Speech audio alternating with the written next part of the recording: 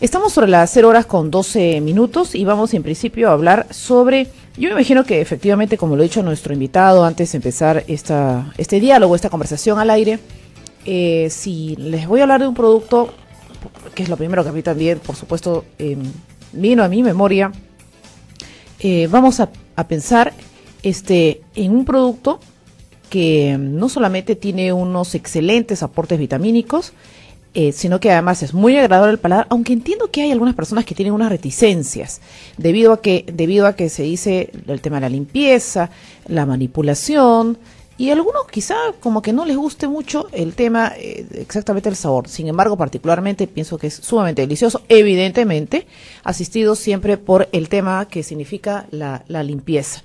El aporte que tiene las algas es increíble, lo que comúnmente se conoce pues en el mercado como el yuyo, ¿no? Le dicen un poco de yuyo. No me parece que nuestro invitado coma yuyo. ¿Come? Se come ¿Sí? también. ¿Come yuyo? Claro. ¿Con qué frecuencia? Depende a qué cevichería vayas, ¿no? Ya. Si hay yuyo y está bueno, se lo come. Sí, ¿no? Ahora, el tema que justamente estamos mencionando no está tan vinculado al tema de los yuyos, ¿no? De las algas rojas, claro. Que es un tema, sino a las llamadas macroalgas, claro, o algas pardas, ¿no? Ahora vamos a hablar de ello, pero voy a presentar a Bruno Monteferri, es asesor legal del programa de conservación de la Sociedad Peruana de Derecho Ambiental. Bruno Monteferri es abogado ambiental. Bienvenido a RPP. Muchas gracias por la invitación. Bien, hablemos de las algas, pero en principio efectivamente uno piensa en las algas y en el plato de comida, es indudable. ¿En qué deberíamos pensar? Mire, en la memoria, ¿qué debería estar? Lo que debería estar en la memoria es que definitivamente hace muchas décadas se ha venido aprovechando las llamadas algas rojas, sobre todo para que la gente pueda comerlas acompañadas de un ceviche o no para comer sobre todo, ¿no? A partir del 2001 ha habido un boom en el tema de exportación de macroalgas, ¿no? Y en el Perú sobre todo tenemos dos especies principales o tres que son las que se han venido exportando, que son las llamadas Lesonia, que comúnmente se le denomina aracanto o palo, y también las macrocistis, que comúnmente las conocen como sargazo, ¿no? Y estas algas están sobre todo, algunas de ellas están en la parte de la superficie del mar, ¿no? Uno puede, por ejemplo, ir a las costas, esas zonas lindas que hay en Ica, frente a los acantilados en Arequipa, o por ejemplo en zonas como la Ensenada San Fernando, y lo que va a haber como unas praderas de algas, ¿no? En realidad en el mar se hacen como bosques de algas, pero que algunas son submarinas, ¿no? Están pegadas al fondo o al zócalo continental, mientras que otras estarían pues casi flotando en la superficie, ¿no? Las que encontramos en Pucusana, por ejemplo, en la primera playa. Mira, la verdad que no veo ese tiempo Pucusana ahorita, ¿no? Pero okay. Habría que verlas. Y nosotros exportamos algas, es lo que... Sí, desde el 2001 se ha comenzado a exportar las macroalgas de una manera con cada vez con mayor intensidad. ¿Ya? En el año 2001, para que tengas una imagen, se exportaron 4.460 toneladas de algas más o menos, de macroalgas. Y la cifra ha ido subiendo cada año. En el 2007 se exportaron 10.000 toneladas de algas. Y lo que tenemos recopilado es que en el 2008 se aprovecharon 20.000 toneladas de alga, ¿no? Se fueron exportadas al exterior, ¿no? Entonces vemos que se ha quintuplicado la cifra de algas exportadas, y el problema ha sido que no ha habido ningún tipo de investigación que pueda determinar que en realidad ese aprovechamiento sea sostenible, ¿no? Y a la fecha lo que ha ocurrido es que había una sobreexplotación de las algas, desde el mes de marzo a noviembre se ha sobreexplotado el recurso, y lo que ha originado es que aquellas especies que, por ejemplo, dependían de las algas, ¿no? Estas macroalgas, por ejemplo, el pejerrey, lo que hace el pejerrey es deposita sus ovas en las macroalgas, ¿no? Entonces, son importantes para eso. Hay otras especies que, por ejemplo, lo que hacen es utilizan a las macroalgas como refugio, ¿no? De especies más grandes. Y, ¿no? Entonces, al tener pocos espacios de reproducción o temas similares, hay menor cantidad de lenguado, hay menor cantidad de chita. Entonces, ello que afecta significativamente a la pesca artesanal, todo el hábitat, ¿no? A la pesca pesca nos enseñó deportiva. en el colegio, ¿no? Desde lo pequeñito que va sirviendo hasta llegar a la especie más grande.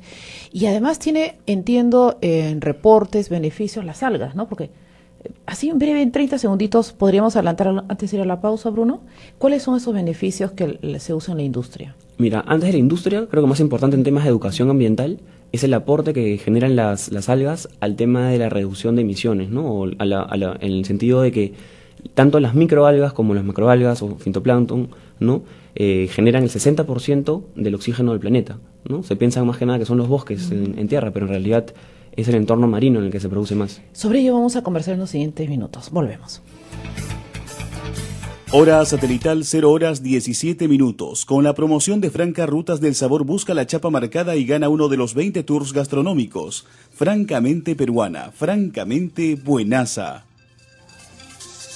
Temperaturas en el país a esta hora: Tumbes 24 grados, Huancayo 12 grados, Lima cuenta con una temperatura de 22 grados. ¿Quieres tener una casa nueva sin mudarte? Píntala con pintura CPP y renuévate por mucho más tiempo.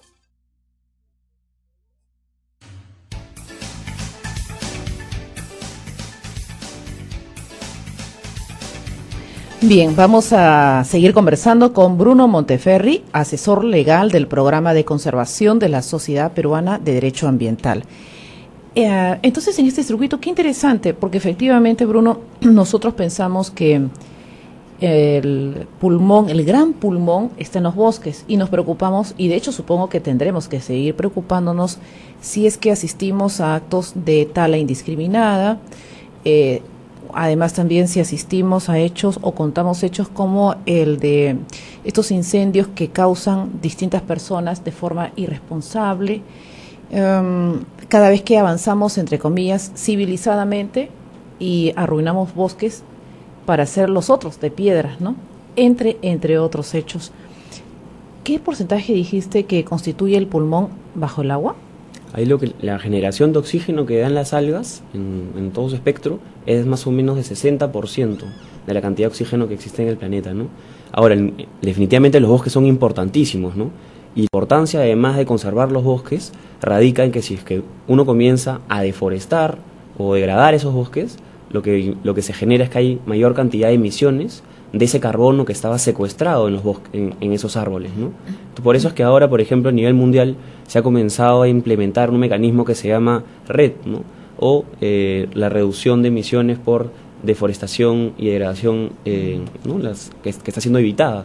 Y ello lo que puede significar para el Perú es que hayan una buena cantidad de fondos que puedan ser brindados al Perú si es que el Perú garantiza que ciertos bosques, por ejemplo en áreas protegidas, sean adecuadamente conservados, ¿no? ¿Las famosas cuotas? ¿O no necesariamente aquellas cuotas que van comprando los países industrializados a los países, digamos, al hemisferio sur? Claro, hay temas ahora que han salido desde hace un par de años vinculados al tema del mecanismo de desarrollo limpo o el mercado de servicios ambientales, ¿no? Entonces ahí hay un potencial para el Perú enorme, pero recientemente lo que ha surgido es el tema de deforestación evitada, ¿no? Que puede parecer muy, muy complejo, pero en realidad lo que en términos sencillos, lo que uno debe entender es que 25%, por ejemplo, de lo que está causando el cambio climático, el aumento de la temperatura en el mundo, está siendo generado por la tala de bosques, ¿no? Entonces imagínate que los bosques están salvaguardando, secuestrando una gran cantidad de oxígeno y también del carbono, ¿no? Entonces a la hora que uno tala los bosques, ese carbono que estaba depositado ahí simplemente sale a la atmósfera. Entonces esas emisiones de carbono, que además son las que están generando el aumento de la temperatura, están causadas por la tala de los bosques, ¿no? Entonces la idea es, en lugar de que los países desarrollados, paguen por reforestar esas zonas que han sido forestadas, que paguen antes de que esto sea deforestado, ¿no? Es un mecanismo de prevención, ¿no?